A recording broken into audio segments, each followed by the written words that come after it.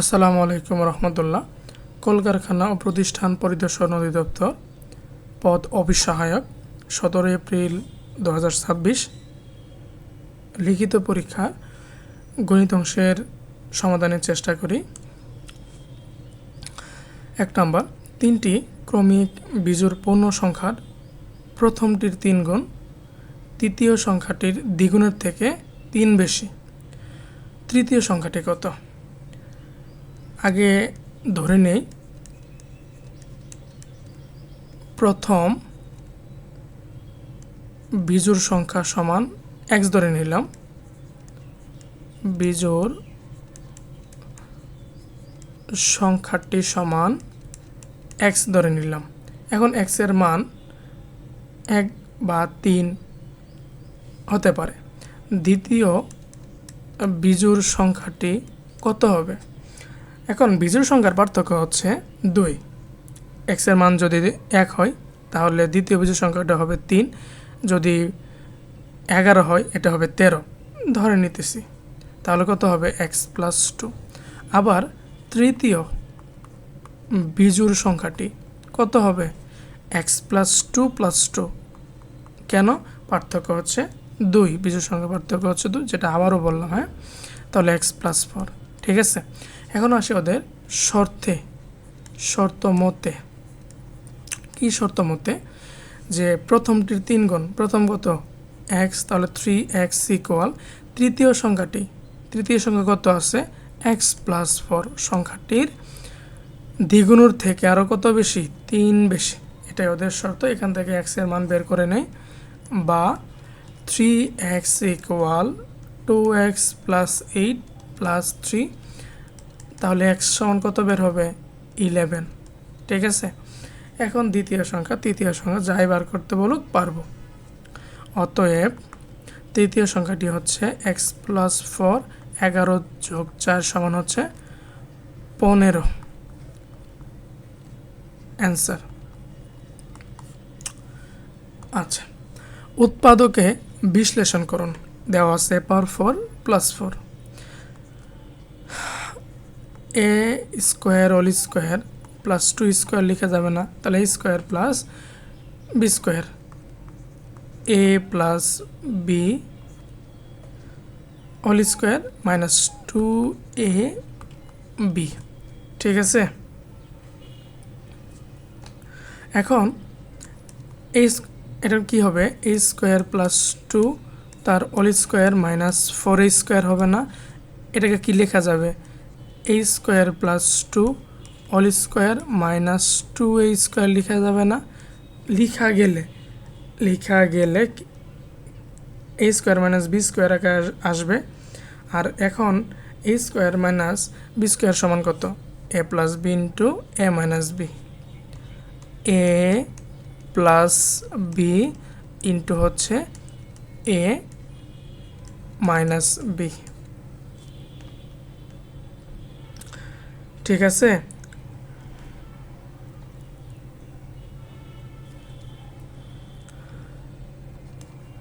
গুছায় লিখি। a² + 2a + 2 × a² - 2a + 2। ঠিক আছে, অ্যান্সার। পরেরটায় আসি তাহলে।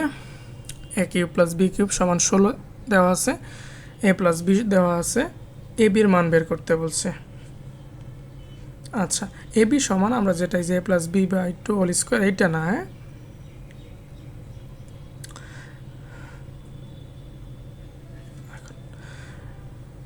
আমরা জানি a³ + b³ = a + b whole cube - 3ab × a + b। এটা সূত্র জানি। এখন a + b এর মান দেওয়া আছে 16 = 4³ হচ্ছে 64 - 3 ab × 4, 16 - 64 সমান -12ab। আচ্ছা, তাহলে মাইনাস কত আসবে?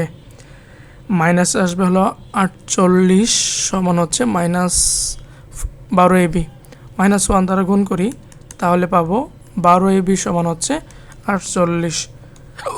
অতএব AB ইকুয়াল হচ্ছে 4×12 = 48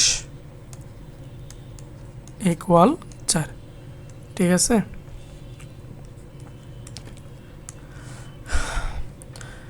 যদি বাস ভাড়া 60% বৃদ্ধি পায়, আগের ভাড়া যদি 100 টাকা থাকে বর্তমান ভাড়া হচ্ছে 160 টাকা, তবে বাসে যাতায়াত শতকরা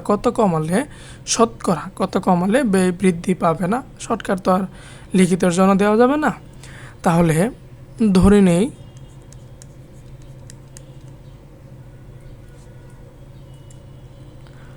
পূর্বের ভাড়া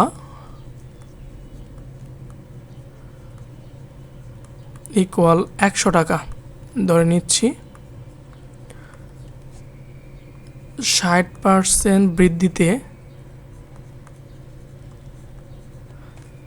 বর্তমান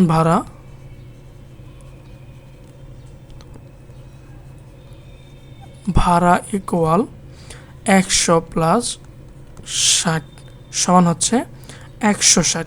এখন অনেকে আবার নতুন আছে তো, তাহলে 160 হচ্ছে কি 60% ইকুয়াল 60 টাকা।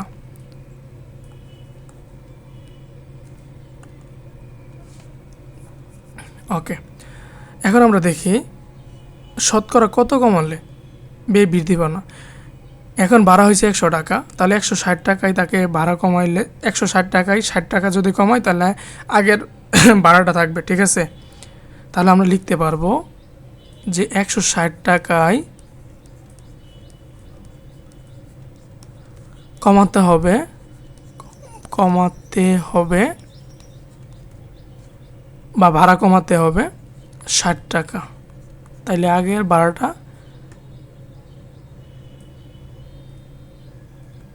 তো আর যাত্রী কমাবে না, যাত্রীর ব্যবহারটা কমাতে হবে। তাহলে 1 টাকায় কমাতে হবে কত? 60 / 160। অতএব 100 টাকায় কমাতে হবে 60 × 100 / 160 00। হ্যাঁ, তারপর ওর বাদে নাই শূন্য কাটি 6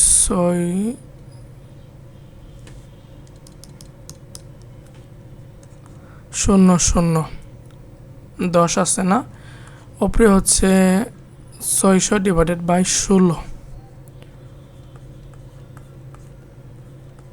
16 বেশি হয়ে যাবে 32। 3 বার 3 6 18 হাতের 1, 3 একে 3 আর একে হচ্ছে 4, 2 1 12 শূন্য নিয়ে আসলাম। 5 80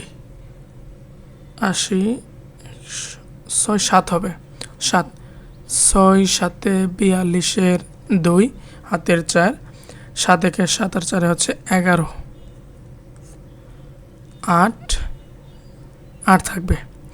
এখন এটা দশমিক দিই 0, 5 ষোলোতে হচ্ছে 80।